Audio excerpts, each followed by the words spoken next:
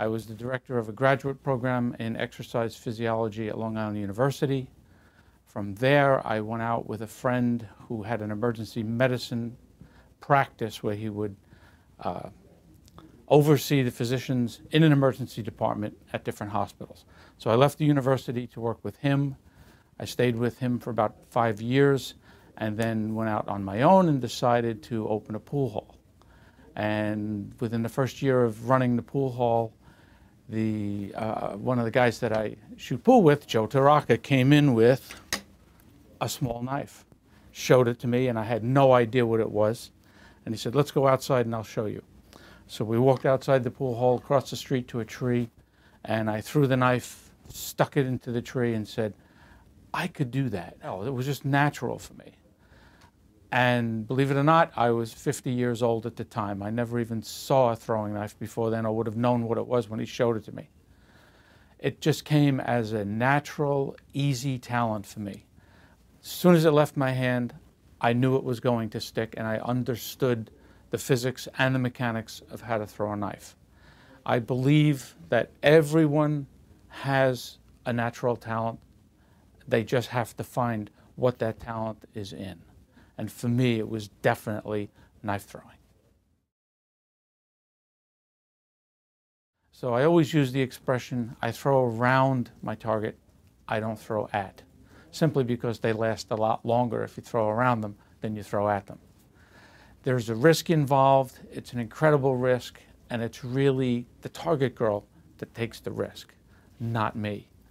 And the most important thing of my act, I can't express it any other way than to say, I think of the girl's safety 24 hours a day, 7 days a week.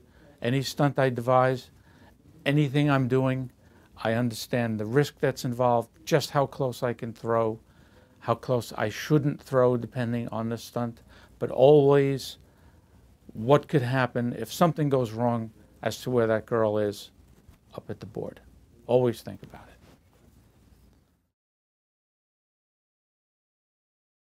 There's 2 or 3 questions I'm always asked. One of them is, do you do the wheel? Yes, I do the wheel of death. The other question is, are the knives real? Do they come from your hand or the back of the board? Yes, they're real, and they do come from my hand. They do not come from the back of the board. And the third question always is, have you ever hit the girl?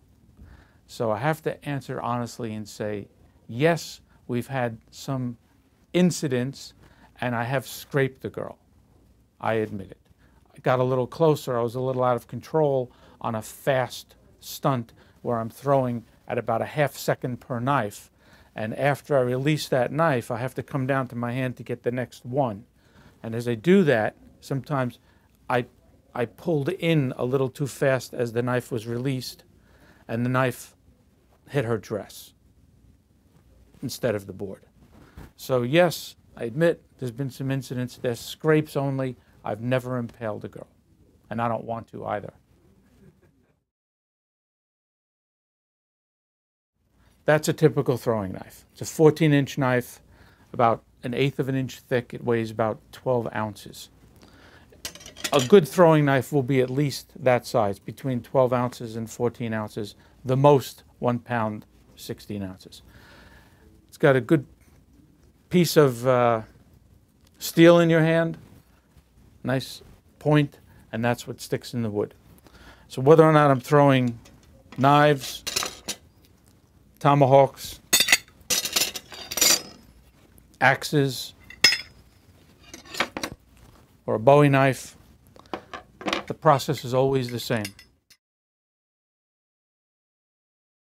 The physics of throwing a knife is the same every time, whether I'm throwing by the handle or the blade.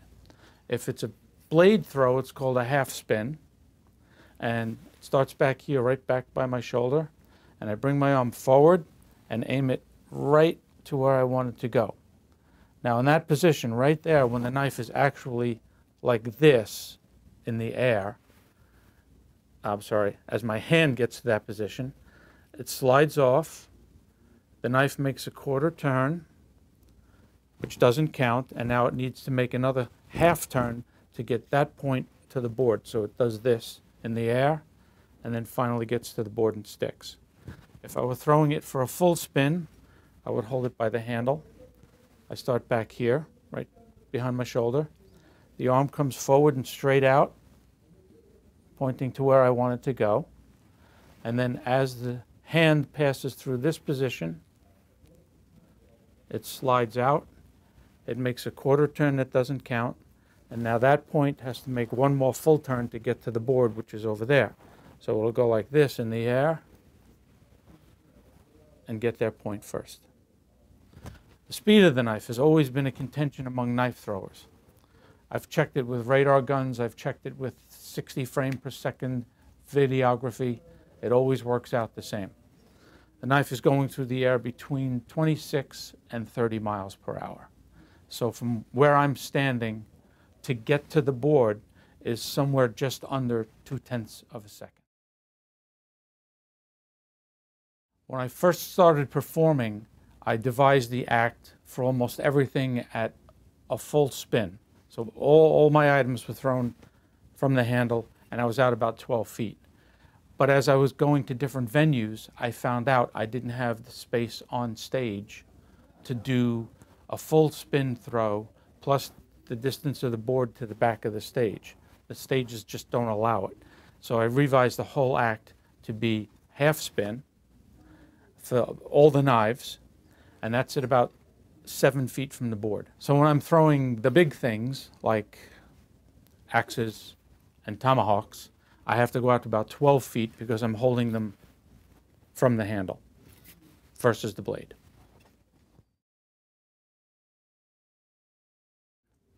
I guess it would have to be when I did the Triple Crown. And that was when I caught a bullet, an arrow, and a knife. And I'm the only person to have ever done all three. Others have seen how to catch a knife, and they've copied it from me. I've seen others catch the arrow. I copied that from them. And then I had seen David Blaine do the bullet catch with a cup in his mouth. And I decided I would do the same thing, but instead use the steel cup in my hand. So all three items, the knife, the bullet, and the arrow, were caught with the same hand. And that's really crazy. And I don't think I would want to do it again. Specifically, each of the three have their own issues. Catching the knife, I have to watch that knife coming toward me as it's being thrown for a full spin, and if I didn't catch it, it would stick in the board right next to me. So I watch the release very carefully as it leaves the thrower's hand, and I'm reaching up and snatching the knife as it comes in this position. And then I continue with it, but I don't let it hit the board. I just take it out of the air. I have set the world record for catching 25 knives in 1 minute. I tried to repeat that and break it down to, I wanted to get it to 30 knives in a minute. And after about 5 knives into the stunt, I was yelling to the thrower to speed up a little bit. I wanted to get the stunt moving a little faster. Things went wrong. His throw was off, my grab was off, and instead of the knife being here, the knife was actually there when I put my hand up. And I took the knife right through to the back of my hand, and it hurt. It really hurt. I looked up to I was setting a world record. There was an audience full of people. I'm sorry, I was breaking my world record. And I just grabbed the knife, pulled it out of my hand, saw the blood coming out, put my hand over it, and looked up to the audience and said, "Show is over," and walked off stage and took a look at that hand, and I thought everything was all over for me. But I didn't catch any tendons or ligaments, nothing broke. It just went right through to the back, pulled it out, I was fine. The arrow catch, the arrow's coming in at about 55, 60 miles an hour from the archer being at about 30, 35 feet away. So again, I'm watching it. I let some of them go by, and then I kind of imagine where I would have to reach up and grab it. And then as it was coming, I just reached up and went like that and snatched the arrow right out of the air. The bullet catch is using a small cup about that long and about that round. And instead of doing it in the mouth the way David Blaine did, I decided, of course, I would do it in my hand, so all three items were caught the same way. And I just held it at my side, and the same guy, Chris McDaniel, who threw the knife and who fired, pulled the bow, also fired the rifle. And we had a red laser dot that was on the front of the barrel of the rifle. And I used a mirror next to the gun at about, it was about 14 feet away. And I looked in the mirror and moved my hand to when I saw the laser dot in the cup. And then I gave him the okay to pull the trigger, and he fired, and bang, there it was. I caught it. Stopped it really, but it's referred to as catching it.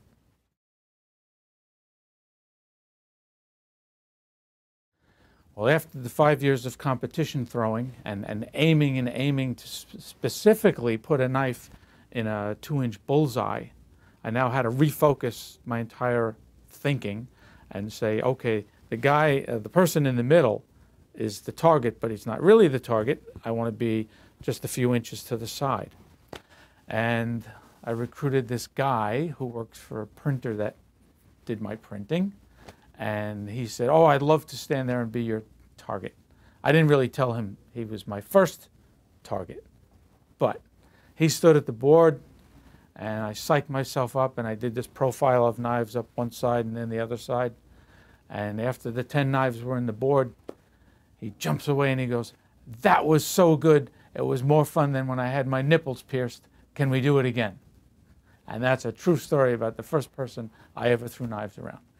But from him, it became target girls, not target guys. Target guys on stage don't work. You need a pretty girl with a nice figure who's afraid to stand there. Who's not afraid to stand there and be very brave and look like she's enjoying it at the same time. So I have a variety of target girls, each with their own personalities, each with their own issues, like I have issues, but we kind of work everything out, and they stand there, and we do our act, and the audience loves to see the interaction between the thrower and the target. The entire act is really a cabaret-style act, where I like to perform it in front of a live audience, that I'm talking to them at the same time as I go through the stunts, and then there's this interaction between the target girl and myself, and it's, you know, it's got tension, it's got energy. The audience is wondering, perhaps, are these two up to something when they're not on stage? We never tell. We do what we have to do. We do our act, and we let the audience wonder what's going on between us. So why does somebody contact me, or I would ask a certain person, how would you like to be a target girl? And very often it's the girls who have a variety act background of their own that want to also be a knife thrower's assistant. One of them is a hula hoop artist, another one is a contortionist, another one has an act where she lies on a bed of machetes and nails, and another girl is a sideshow performer from Coney Island. So these type of girls are used to being on stage, are used to doing dangerous things for the most part on their own, but then decide, well, besides my own act, I'd like to work with a magician or a knife thrower and be the target girl or the magician's assistant. And they are the ones that work out best for me. One of the more interesting stunts in the act is when I do some speed throwing to demonstrate one of my world records.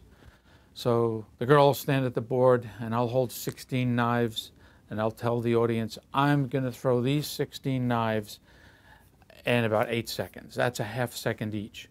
Not only am I going to throw them that fast, but I'm going to throw them opposite sides of the board. Then I say, just one more thing. there's going to be a girl in the middle that I have to throw on each side of. So I'm standing there with this handful of knives, and they're all right there. I got one in my hand, and we give each other the signal that she's ready and I'm ready. And then I start to throw, and it's fast, fast, fast, fast, fast, fast, fast, fast, fast, fast, right to each side of her body as I'm doing the stunt and emptying my hand of the knives. And there you can see I'm throwing to each side. Of course, she's pretending she's afraid, but she's not. She's very brave. There you go, 16 knives in probably under 8 seconds. And one of the other stunts I do is throw a bunch up one side. We call it lateral with the straw. She backs up to the 8 or 10 that I've put on the side of her. Then we put a straw in her mouth, and I throw right up the front 4 or 5 knives, getting very close to her body. And on the one that I decide that I'll break the straw with, it's thrown about 3 inches from her nose and goes right through the straw, and the piece that was cut falls right to the ground. And then we have another stunt where I pile 5 knives in each of my pocket, and I refer to it as knife throwing the old Western style instead of gunslinging. And I pull knives out of my pockets, the right hand and then the left hand, and I throw them to alternate sides of the girl, right across the front of her body. And then we have a stunt called the profile, where I throw 3 knives to the board, and she leans back and rests her head on those 3 knives. Then I take a handful of 9 or 10 knives, and I outline her body, starting from her ankles or knees, right up across the abdomen and the chest, and finally right over the throat. And there's been times when the knives were really close and they were laying against her body, and she had to like wiggle her way out to stand up and take the applause. I do 2 blind stunts during the act. This one is called a double blind. I wear a metal mask and a hood, and she sets me in place and hands me the knives, and then she takes one long knife and stands in the middle of the board and bangs the knife on each side of her body in a random fashion. And I just listen for that sound, and that's where I throw the knife. If I don't get the right sound or I'm not sure where she tapped, I just ask her to repeat it, and then we do it again. And then finally, when those 6 knives are out of my hand, I'm left with 1 knife, which is a flaming firing knife, and that one is thrown right where she was standing. She just turns, hits the center of the board, and jumps out of the way. And that knife has a gasoline on it and a lighter. I light the knife, there's a big flame on it, and there's a bullet loaded into the blade. It's a crimped bullet. And she jumps out of the way, I throw it, it's on fire, hits the board, and the bullet bangs, and the audience literally jumps right out of their seat. And then I turn, I pull off the hood, I pull off the mask, and get a thunderous round of applause. And the other blind stunt I do is throwing 6 16-inch knives, 3 on each side of the girl, but the target girl is behind a 6-foot-high by 4-foot-wide veil of paper. And to make this stunt even harder, I say it really is maximum risk, because we'll do it in the dark. And the lights go out in the theater, and a strobe light goes on, and I'm just looking at this really quick flash of strobe against where I believe the paper is, and I throw 3 to one side, 3 to the other, and then I walk to the paper, I pull the paper, we drop it down, the lights go on, and there she is, right behind that piece of paper, and the knives are right up each side of her body.